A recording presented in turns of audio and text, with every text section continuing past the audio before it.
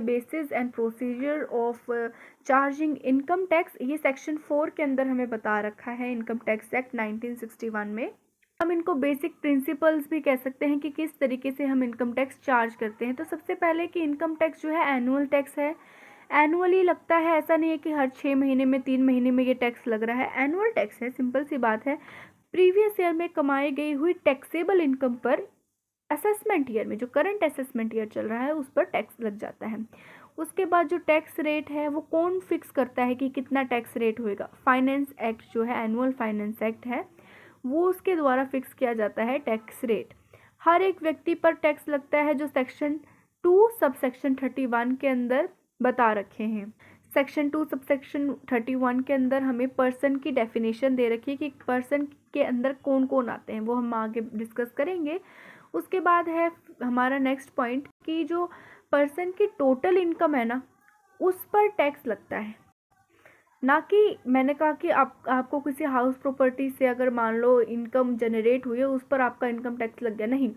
जितने हेड्स हैं, income from salary, income from house property, profit and gain of business और profession, capital gain और other sources, इन सभी का मिलाकर आपको टैक्स, जो टोटल इनकम होती है, उस पर आपको टैक्स देना पड़ता है। ठीक है, हम टोटल इनकम कैसे कंप्यूट करेंगे? जैसे अभी बताया मैंने, सैलरी की इनकम, हाउस प्रॉपर्टी की इनकम, प्रॉफिट कोई गेन बिजनेस और प्रोफेशन से हुआ, कैपिटल गेन और अदर सोर्सेज का, जो इन चारों में नहीं आता वो अदर सोर्सेज में आ जाता है। इन सब का टोटल कर कर ही हमारी टोटल इनकम आती है, उस टोटल इनकम पर ही टैक्स लगेगा।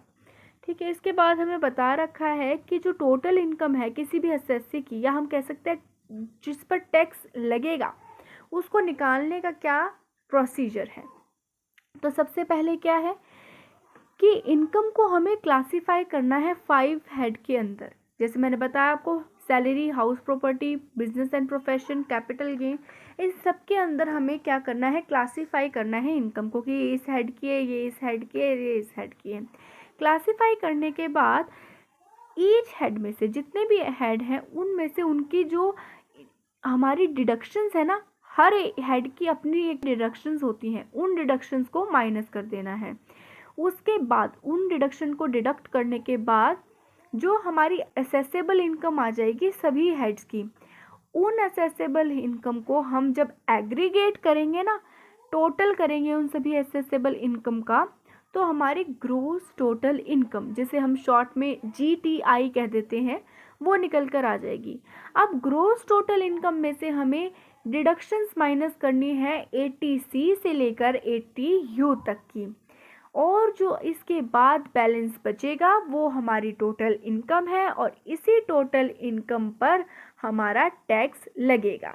ठीक है, GTI में से 80C से 80U तक के माइनस करने के बाद जो बैलेंस बचता है वो हमारी टोटल इनकम है, और उसी टोटल इनकम पर हम टैक्स देंगे, उसी पर टैक्स हमारा लगेगा।